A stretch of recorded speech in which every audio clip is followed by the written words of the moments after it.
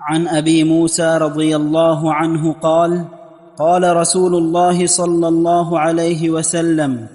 إني والله إن شاء الله لا أحلف على يمين فأرى غيرها خيرا منها إلا أتيت الذي هو خير منها وتحللتها۔ ابو موسیٰ اشعری اس حدیث کے راوی رضی اللہ عنہ فرماتے ہیں کہ قال رسول اللہ صلی اللہ علیہ وسلم انی واللہ ان شاء اللہ لا احلف ولا یمین، اللہ کی قسم، اللہ اگر چاہے میں کوئی قسم نہیں کھاتا، فارا غیرہا خیرا منہا، لیکن میں دیکھوں کہ دوسرا کام اس سے بہتر ہے۔ وہی مضمون جو پہلے گزر چکا، میں کوئی قسم کھاؤں اور مجھے محسوس ہو کہ دوسرا کام اس سے بہتر ہے،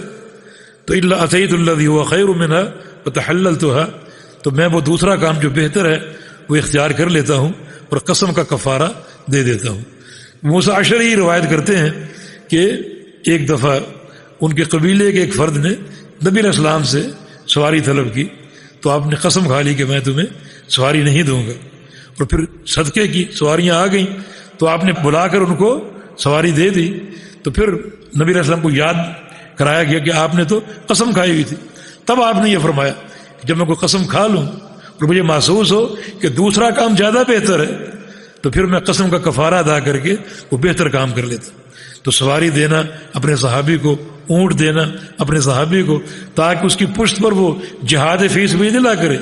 حج کے لیے جائے، نیک کام کرے، یہ زیادہ بہتر ہے۔ جی۔